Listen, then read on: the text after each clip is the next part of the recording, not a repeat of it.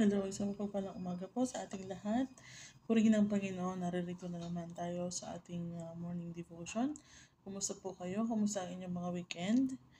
At bago po tayo magpatuloy sa ating maghapon, mag-aral po muna tayo ng salita ng Diyos.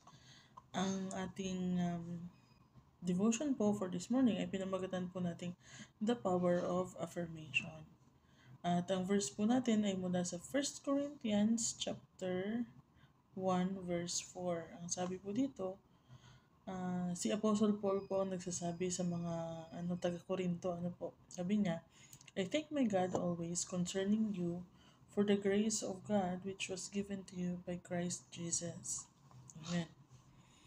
So sa ating morning devotion naman po, dito sa Our Daily Bread, during a recent study, 200,000 employees were interviewed to discover the missing ingredient in their productivity. The study concluded that appreciation and affirmation topped the list of what they wanted most from their superiors. This research implies that receiving affirmation is a basic human need. The Apostle Paul seemed to realize this basic need in the Corinthian believers. So before he prepared them with firm words of discipline, he showered them with affirmation. As their spiritual leader, Paul began his letter with thanksgiving to God for the grace being displayed in their lives. Once far from God, these believers were now participating in His grace through the death and resurrection of Christ. United with Jesus, they were drawing their spiritual life from Him, and the fruit of this union was their spiritual growth in godliness. Sabi po sa 1 Corinthians chapter 1 verses 4 to 7. Basahin po ulit natin. I thank my God always concerning you for the grace of God which was given to you by Christ Jesus, that you were enriched in everything by Him in all utterance and all knowledge, even as the testimony of Christ was confirmed in you, so that you come short in no gift, eagerly waiting for the revelation of the Lord Jesus Christ. Paul deliberately and continually thanked God for his work in the Corinthian believers' lives. I imagine that they were better able to bear firm criticism from Paul because of his tender affirmation. When we see people who are obeying God, let's take time to affirm them and to thank God for what He is doing through them. Praise loudly, correct softly. Amen. Purihin ng Panginoon. So kahit sa ating mga trabaho po, mas ginaganahan tayo or mas nagkakaroon tayo ng parang kasipagan, ng energy na magtrabaho kapag napupuri tayo ng ating mga coworkers, ng ating mga employers, or ating mga boss, pag sinabihan tayo na, ay, very good ka, ganyan, or yung alam natin na na-appreciate yung ating effort, ay talaga namang talagang sinisipag tayo at lalo pa nating pinapakita na mas nagiging productive tayo in short So dito po sa ating Our Daily Bread. So nagkaroon sila ng study na 200,000 employees in interview nila to search kung ano po yung missing ingredient daw in their productivity, kung paano sila magiging mas productive. And the study concluded na ang kailangan nga po is appreciation and affirmation from their superiors. So, receiving affirmation daw po is a basic human need. So, aminin man natin or hindi, talagang kailangan po natin parang mas masigla ang buhay ang ating paggawa pag nakakarinig po tayo ng affirmation. At mas sinisipag tayo, mas nagiging productive tayo. So, parang kasi pag pakiramdam natin hindi na-appreciate yung ating mga effort, hindi napapansin yung ating mga parang walang nakakakita ng ating mga ginagawa. Minsan parang nakakawala ng gana. So, pagka tayo ay pinuri ng boss natin or ng mga kasamahan natin, kahit na merong pero in the end, kumbaga yun yung parang style, 'di ba? Para matanggap yung criticism mo, purihin mo muna. So yun po yung ginagawa ni Apostle Paul sa mga sa mga Corinthian believers po. Kasi kung babasahin natin ang First Corinthians, ang dami niyang sermon actually, ang dami niyang words of discipline po, or ang dami niyang mga criticism, constructive criticism po sa mga kapatid sa Corinth po. Pero sinimulan niya muna dito nga sa chapter 1 verses 4 to 7, sinimulan niya muna sa affirmation po. Kumbaga, in preparation dun sa words of discipline, pinuri niya muna. So mas madaling tumanggap ng criticism po pag nauuna yung papuri. So yun ay basic na need natin sa ating mental and emotional health po. So as their spiritual leader, Paul began his letter with thanksgiving to God for the grace being displayed in their lives. So ito po yung isa sa mga tawag dyan, dapat nating gagawin po. Magkaroon po, maging generous po tayo sa words of affirmation. Maging generous po tayo na mag-praise. At maging gentle sa ating mga corrections. Po. Kasi usually, pagka nagiging madamo tayo sa ating words of affirmation, tapos very harsh tayo mag-criticize or mag-correct, marami po ang natitisod, marami ang nanghihina, maraming nawawala ng gana. Po. Pero si Paul, very careful din siya. Po. Ang pag-affirm niya dun sa mga believers is thanksgiving to God. Po. So, ibig sabihin, ina-affirm niya yung ginagawa ng mga kapatid, pero ang papuri ay sa Diyos. Po, magkaiba po yung pupurihin mo ng pupurihin yung tao. Kasi, nagkakaroon naman sila ng ego nun or ng pride pagka lagi nating pinupuri ang isang tao. Po, at ang tendency naman ng ganon, pag hindi na natin siya napuri, mawawalan din siya ng gana. Kasi, ganun, manghihina din siya. Po, kasi nasanay siya na laging sa kanya ang papuri. Po. So, si Paul, maingat siya.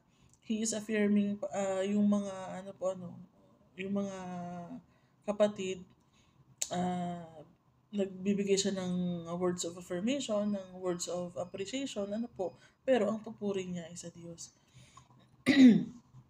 So, sabi po dito, Paul deliberately and continually thank God for his work in the Corinthian Believers Church. Ibig sabihin, ang pasasalamat niya lagi ay sa Diyos. Po, dahil dun sa pagkilos niya dun sa buhay ng mga mananampalataya. Po. Sabi, ulitin po natin dito, I thank my God, sabi niya doon sa verse 4, di ba po? I thank my God always concerning for the grace of God which was given to you by Christ Jesus. Sa verse 5, that you were enriched in everything by Him in all utterance and all knowledge. Makikita po natin, sinasabi niya na rich sa knowledge at sa pananalita, po, yung mga matatalino sila, yung mga taga-Korinto, po. Pero, enriched in everything by Him. So, ang papuri pa rin ay sa Diyos at ini-imply niya pa rin na ang source nun ay ang Panginoon. Po. Sabi niya sa verse 7, you come short in no gift. So, ibig sabihin, lahat sila mga gifted. So, makikita po natin dito na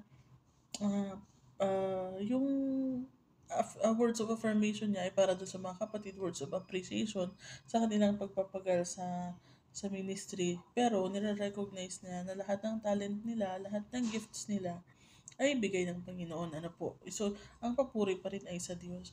So, sa atin pong paglilingkod sa Panginoon, po, sabi nga po dito, when we see people who are obeying God, let's take time to affirm them and thank God for what He is doing through them. So, pag nakakakita po tayo ng mga kapatid na nagpapagal po sa gawain, let's take time to give words of affirmation, po, to give words of encouragement, to give words of appreciation, po, pero ang papuri pa rin ay sa Diyos. Diba, dapat sinasabi natin, ay purihin ang Diyos sa buhay mo kuya, kasi ganito, ganyan. So, at least, yung kapatid, he feels appreciated. And at the same time, maibabalik pa din yung glory sa Panginoon. Po.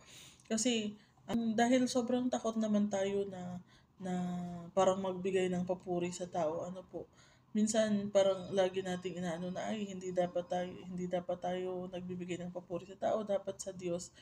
Yes, that is right. Ano po, lahat ng papuri ay sa Diyos, lahat ng pasasalamat ay sa Diyos dahil siya naman ang may gawa. Pero huwag din po natin kakalimutan na bigyan ng words of affirmation yung ating mga kapatid, kasi yun yung parang mas nagbibigay din sa kanila ng ng energy or ng ano ba tawag diyan, ng drive to to serve God. Ano po, kung tayo nga po ay napaka generous natin na magbigay ng criticism, napaka-generous natin na magbigay ng sermon, maging generous din po tayo sa pagbibigay ng words of appreciation and affirmation. Ano po, hindi naman po masama na sabihin natin, purihin ang Diyos sa buhay mo, kuya, kasi napakasipag mo sa gawain, ang Diyos ang magbabalik sa iyo ng lahat ng pagpapala kasi nakikita niya ang iyong pagpapagal.